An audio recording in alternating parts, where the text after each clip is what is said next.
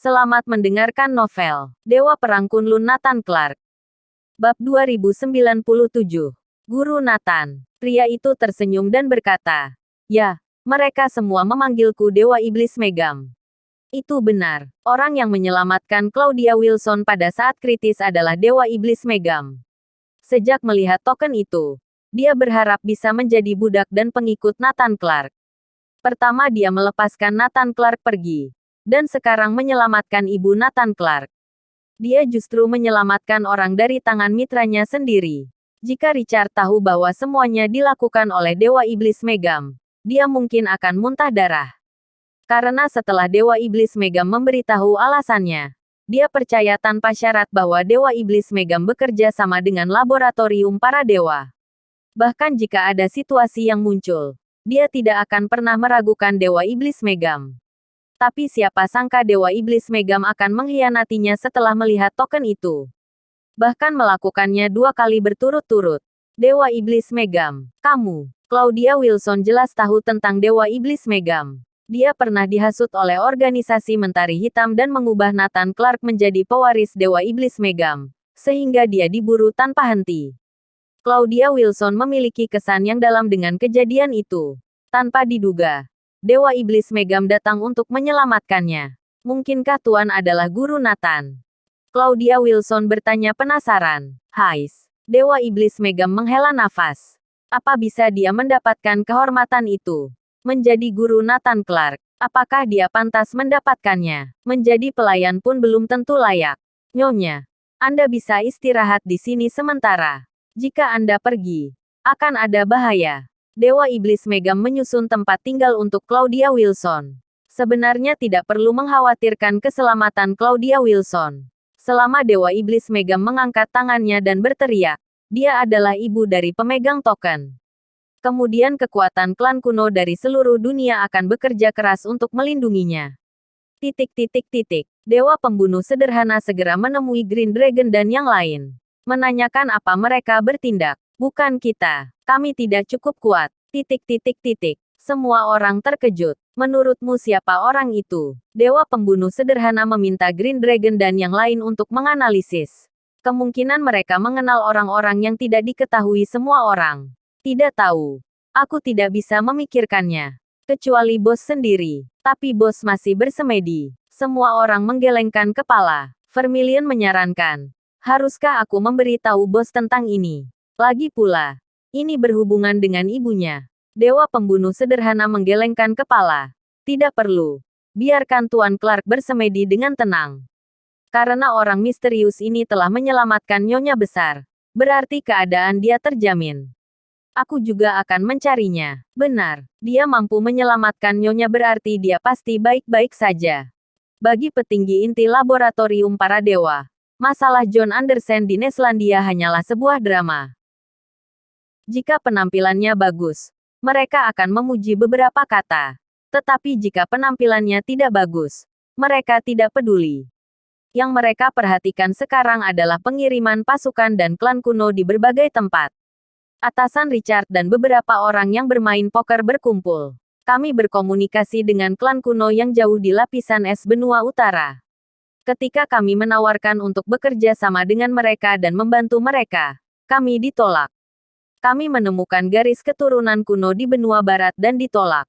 Namun, kami juga mendapat sedikit kabar semua klan kuno ini telah bergerak. Mereka tampaknya telah melihat beberapa token dan sedang mencari seseorang. Tetapi banyak informasi yang tidak bisa didapatkan. Klan kuno ini menutup mulut rapat-rapat. Tidak mau mengatakan apapun. Juga tidak membiarkan orang lain berpartisipasi. Atau mereka memilih untuk mati. Atasan Richard menghela nafas. Semoga itu menguntungkan kita. Di sisi lain, setelah mencari-cari, John Andersen tidak dapat menemukan Claudia Wilson. Ini membuatnya murka. Pada dasarnya dia bisa membunuh siapapun yang terlihat. Dia diberikan izin oleh Richard untuk melakukannya. Yang dia inginkan adalah membiarkan John Andersen membuat kekacauan di Neslandia. Lancang. Bagaimana Neslandia membiarkanmu bertindak liar? Satu demi satu hardikan dingin datang. Master sejati dari Dewan Angkasa telah datang. Mereka menemukan John Andersen. Bab 2098. Master sejati Dewan Angkasa bergerak. Ada 3 orang yang menemui John Andersen. 3 orang parubaya, 2 pria dan 1 wanita. Mereka mengenakan mantel panjang dan sepatu kain. Pakaian era dulu. Namun nyatanya, mereka berasal dari era itu. Tapi ketiga orang yang tampaknya biasa itu dikirim oleh Dewan Angkasa untuk menekan John Andersen. Membuat orang sulit membayangkannya. Richard dengan cepat meminta orang untuk memeriksa informasi ketiga orang ini melalui informasi yang dipindai oleh John Andersen. Yang diutus Dewan Angkasa saat ini pastilah orang yang berkedudukan penting. Richard harus memperhatikannya. Badan intelijen laboratorium para dewa benar-benar menakutkan. Mengendalikan semua informasi di dunia selama hampir ratusan tahun. Hanya dalam beberapa detik, informasi ketiga orang ini telah diketahui. 3 orang yang menghilang. Tepatnya, 3 orang yang dinyatakan meninggal. Di era yang penuh gejolak itu, ketiga orang ini semuanya berumur pendek. Hanya muncul beberapa kali.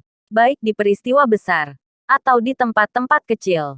Mereka seperti orang biasa yang menghilang di sejarah yang panjang. Sama seperti banyaknya orang yang mati kelaparan saat itu. Tidak ada perbedaan antara manusia dan hewan. Tidak ada yang akan memperhatikan. Diperiksa bagaimanapun tidak akan ditemukan. Tetapi laboratorium para dewa ternyata memiliki informasinya. Mereka adalah 3 orang ajaib. Sejak lahir sudah memiliki kemampuan. Atau muncul kejadian aneh. Mereka semua ditinggalkan oleh keluarga mereka dianggap sebagai monster. Tapi nyatanya mereka tidak mati. Di kemudian hari mereka muncul kembali. Tidak disangka. Ketiga orang ini dipilih oleh Dewan Angkasa. Harus diakui laboratorium para dewa sangat menakutkan. Orang seperti mereka masih dapat dilacak. Dan memiliki data mereka. Tapi bagaimana dengan kekuatan tempur ketiga orang ini? Apa keahlian mereka? Laboratorium para dewa tidak mengetahuinya. Tapi ini adalah awal. Yang diinginkan Richard adalah menggali kartu-kartu Dewan Angkasa sedikit demi sedikit. Lebih bagus jika bisa mengekspos semua master. Kemudian pelajari satu persatu dan susun rencana khusus. Ini yang disebut kenali diri dan musuhmu. 100 pertempuran tidak akan berbahaya. Uji kekuatan ketiganya. Perintah Richard. John Andersen segera menyerang mereka bertiga. Ketiganya melakukan serangan balik tanpa mundur. Boom, boom, boom.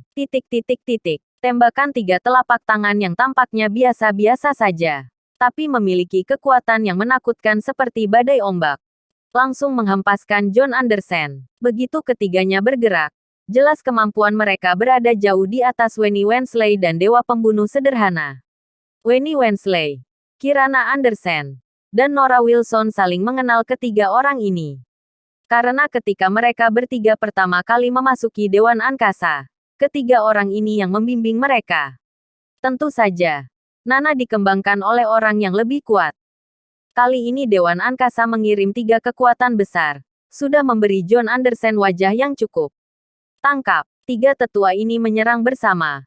Mencoba mengunci John Andersen sampai mati. John Andersen sontak tertekan. Tapi fisik John Andersen kekal. Tidak peduli berapa banyak tekanan yang mereka berikan padanya. Tidak akan menyakitinya sama sekali. John Andersen mencoba melawan. Tetapi mereka bertiga sangat kuat dan bisa melawan semua serangannya. Kedua belah pihak tidak bisa berbuat apa-apa. John Andersen berada di level yang sama dengan ketiga orang ini. Richard meminta bawahannya menganalisis kekuatan, kelebihan, dan kelemahan ketiga orang itu. Tampaknya tubuh energi murni John Andersen telah mencapai batasnya. Hampir sama dengan ketiga orang ini. Jika nanti kita ingin memaksa Dewan Angkasa mengeluarkan kartu truf, tubuh energi murni harus ditingkatkan. Sadie Andersen telah berhasil dalam eksperimen hari ini. Lebih hebat dari ayahnya, Matteo Woods. Shafirna Andersen dan yang lain juga berhasil. Segera kirimkan mereka. Selanjutnya, Richard mengirimkan lebih banyak tubuh energi murni. Dan masing-masing lebih kuat dari yang lain. Bagaimanapun, fisik anak muda lebih unggul. John Andersen mundur. Kita tidak bisa terus mengulur waktu. Setelah menerima perintah Richard, John Andersen segera mundur. Meskipun ketiganya kuat, John Andersen tetap berhasil melarikan diri. Bahkan tidak bisa dikejar. Awalnya berpikir John Anderson telah mundur dan bahaya telah hilang. Bagaimana mereka tahu bahwa bahaya yang lebih besar akan datang? Bersambung.